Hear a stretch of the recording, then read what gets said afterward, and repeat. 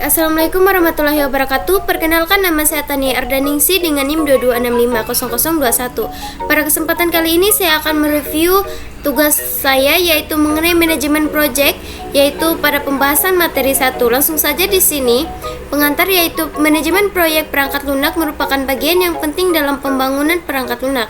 Sekalipun tidak bersifat teknis seperti pengkodean, hal-hal dalam manajemen proyek PL ini mampu menentukan apakah proyek akan berjalan dengan baik sehingga menghasilkan produk yang baik. Hal-hal yang berkaitan dengan manajemen PL adalah: 1. Pengelolaan personel dan koordinasi tim, masalah atau problem, dan proses.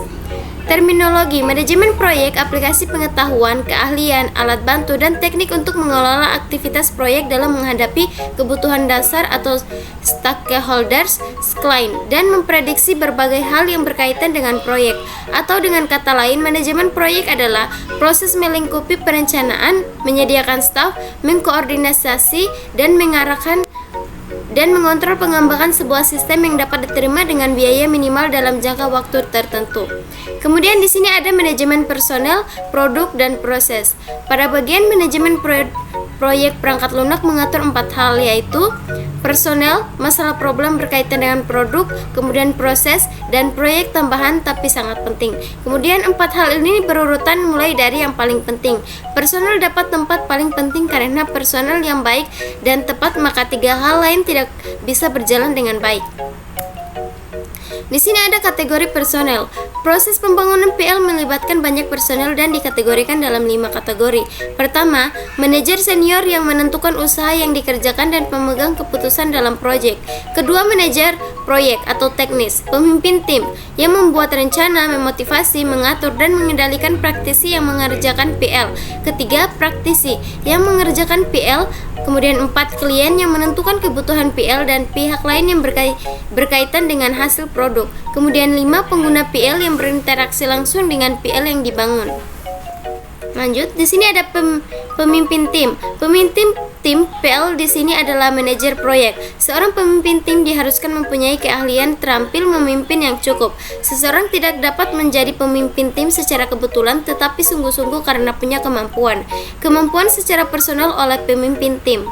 Kemudian kemampuan yang harus dimiliki pemimpin tim: pertama, mampu memotivasi; 2, mampu berorganisasi; ketiga, mampu mendorong keluarnya ide-ide baru; keempat, mencari penyelesaian masalah atau problem solving; kemudian kelima, mampu menjadi manajer; keenam, mampu menghargai kerja; 7, mampu mengenali tim. Project manager, individu yang menjaga dan mengatur jalannya manajemen proyek dan semua sumber dayanya, biaya, staf, waktu, dan kualitas. Masalah atau berkaitan dengan produk. Masalah sesuatu yang menghambat tercapainya tujuan atau goal. Oleh karena itu, kita harus mengamati masalah pada awal dimulainya sebuah proyek. Ruang lingkup masalah, konteks bagaimana PL yang dibangun dapat memenuhi sebuah sistem, produk, atau konteks bisnis yang besar, serta batasan apa yang ditentukan sebagai hasil dari konteks tersebut. Tujuan informasi, objek data pelanggan, apa yang dihasilkan sebagai output dari perangkat lunak. Fungsi dan unjuk kerja, fungsi apa yang dilakukan oleh PL untuk mentransformasi input data menjadi output. Adakah ciri kerja kursus yang ditekankan? Kemudian di sini project. Project adalah urutan sementara aktivitas-aktivitas unik, kompleks, dan terkoneksi yang memiliki satu tujuan atau sasaran yang harus dilengkapi dengan waktu yang spesifik, sesuai dengan anggaran dan sesuai dengan spesifikasi. Manajemen proses adalah aktivitas mendokumentasi, mengelola, dan secara terus-menerus memperbaiki proses pengembangan sistem.